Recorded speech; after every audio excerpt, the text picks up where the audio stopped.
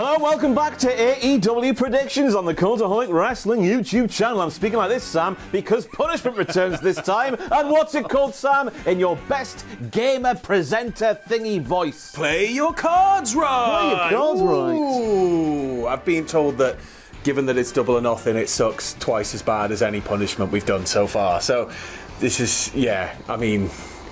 Patreon.com/Cultaholic if you want to see misery. Now let's crack on with the predictions. Nice to see you tonight. First up, we have FTR taking on Daniel Garcia and Nigel McInness in what could be Nigel McInness' last ever match ever if FTR have their way. Sam, who are you picking and why? Well, this is it. Like, despite Stokes' very harsh words, it kind of lent into the fact that, we've got Garcia, we've got Nigel, they could give them what for. I think they're just going to sort of do what they did to Cope, but to Nigel.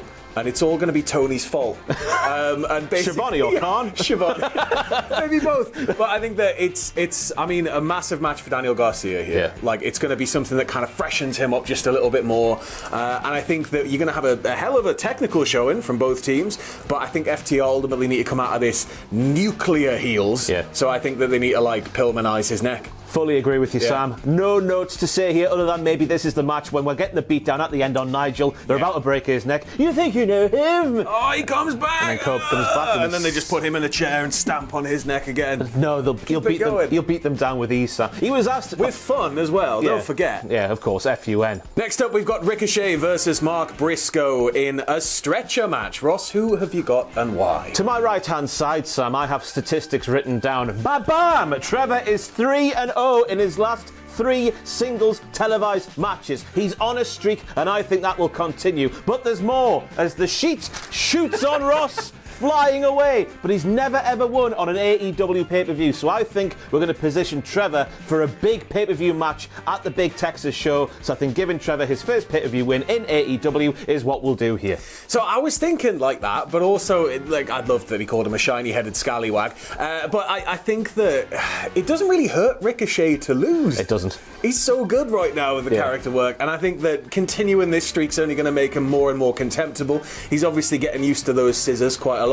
How much further can we push it? I want to see Briscoe put him on the stretcher and take him out of there. Cut his beard off, I guess, since there's nothing up there. Just... turn him into a baked bean. Yeah. Yeah. A human baby. A human baby, an adult baby. Called Trevor. Yes. Yeah. Next up, they hurt people. It's the Hurt Syndicate taking on the Sons of Texas for the AEW World Tag Team Championships. Who are you picking and why? I think the biggest question in this one is MJF. MJF obviously just joining the Syndicate. Everything's a bit up in the air. He's obviously going to do something at some point.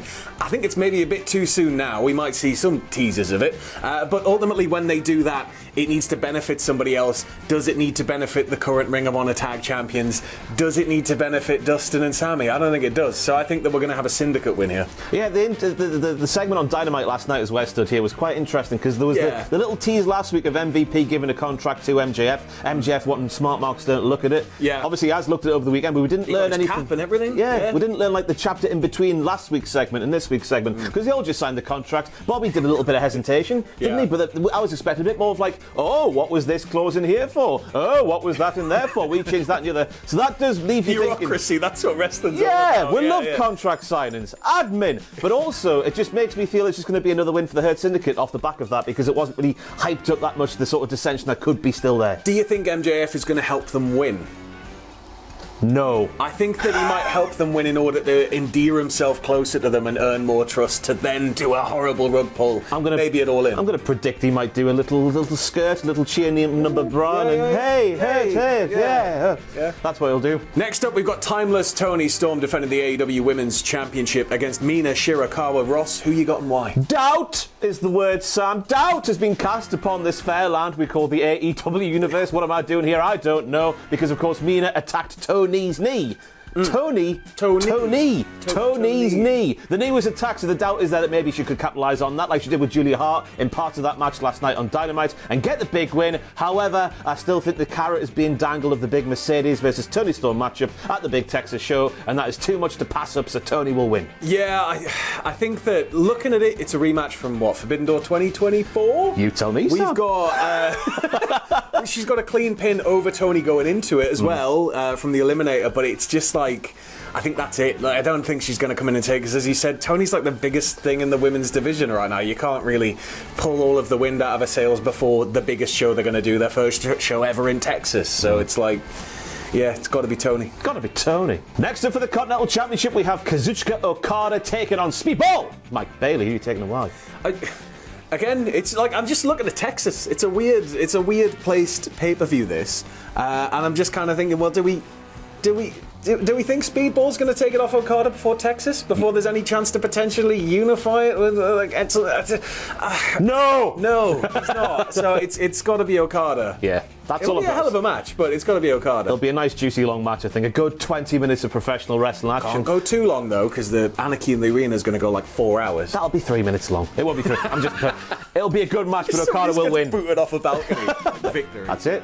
Medics have called it. It's over. But yeah, Okada versus Omega is the match that is going to happen at Texas. Yeah. There's nothing to sort of say we've deviated from that path. So I think that's what we'll see Okada through. Yeah.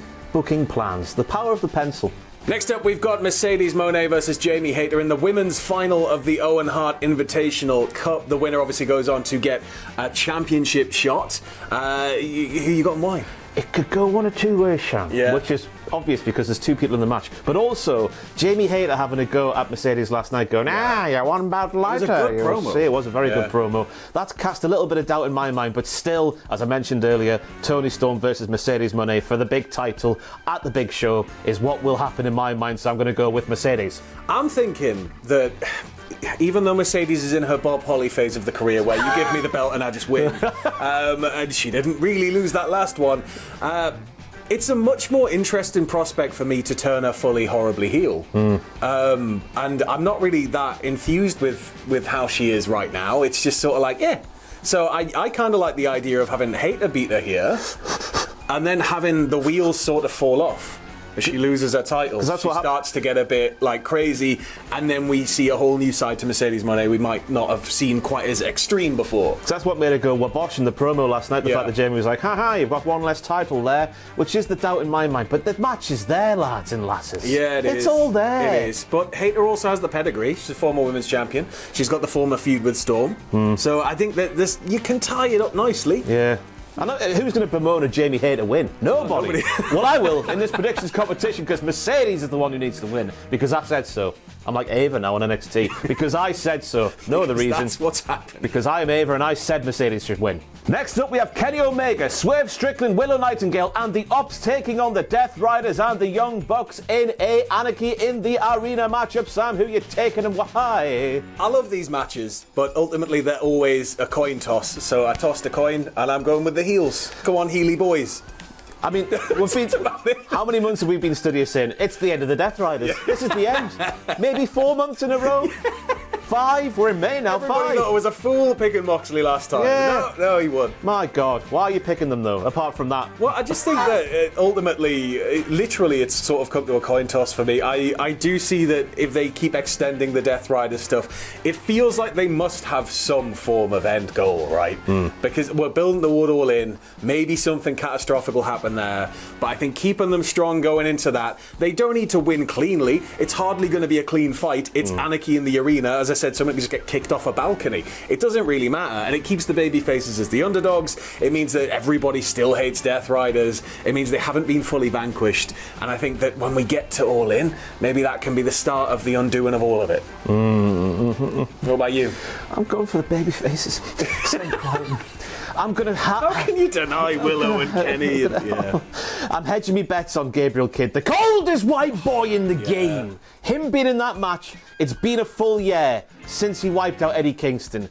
Please, Eddie Kingston. Hopefully he's okay. I've got no idea if he is or isn't. If he's all right, let's bring him back, and that is a really satisfying way to end that match and have the Death Riders as a totality taken down for this moment in time. This is like the semi-final before the final that is Texas. So I think the semi-final sets up the final. So the babyface has got to win to set up the final fall of Jon Moxley. Surely. But I tell you what, Sam, the ending of this pay-per-view is crucial. Yeah, because it's got to stick the landing. The last two have been fantastic all the way up until the end, and then it's been an ending that nobody really liked. Well, very, very few people liked. Kind of pooed the bed a little bit. Yeah. This will be the first part of the ending, because it's not the main event, as we know. It'll be the semi-main, do you reckon? Yeah, I reckon so. Like, it's going to be chaos, and then we'll focus back down for the main, right? So babyface at the end. Everyone goes home happy. I could see them even putting it on earlier in the night, you know. Oh, open the card, like on right the pre-show. Put it on the pre-show. No, there's 8 more matches to go. There's only 8 announced so far. And finally, we have Will Osprey versus Hangman Page in the men's final of the Owen Hart Invitational Cup. The winner goes on to get a title shot at All In. So who you got and why? Both have compelling cases. I know. We learned this much on the Dynamite last night. I'm going Will Osprey though, because I think there's a more captivating story to tell of Hangman being knocked down even more. Yeah. And then realising that he is one and the same with Swerve. He's had a little couple of moments there going like, oh, we are one and the same. But I'm denying that's the case because I want people to think I hate you. So I think knocking him down one more before that redemption arc, and maybe he's the one that maybe takes it off Osprey a year or so down the line, I don't know. But that's what I'm going for, Sam. Osprey. It's going to be Osprey. Part of me thinks that Osprey's underestimating Hangman a little bit. Because, I mean, during the Beach Break match, they had, they kind of worked well for a little bit. Then Osprey didn't tag in when he should have maybe tagged in. Things started to fall apart. It got quite heated, and then it all kind of went afterwards. But ultimately, I think you're right. I think further in the decline of Hangman in storyline and allowing Osprey that big, fresh, mega matchup sort of establishes him as a mega star. Not that he needs it, but it gives him that huge main event in front of like a massive crowd. And I think that if he is to take the title off Moxley, it's sort of the beginning of a new age, right? It's sort of like, right, move forward. It's like a new era for AEW. Yes, I fully agree with you. My God, I'm terrified after what you've said at the start of the video. Oh, yeah. Play your cards right. Play your cards right. On the Patreon in the next couple of weeks, we'll get it done, won't we, Sam? My goodness me, no matter which way the predictions competition goes. There will be live reactions with myself over at youtube.com/cultaholic/live. We'll be live from the pre-show onwards because there's probably going to be about 48 matches added to it. So I'll see you all over there. I think the room should be live by now. If it is, go leave me some abuse. Go on, leave me some abuse. Is Ross Tweddell with you this time? Yes, Ross is with me, yeah.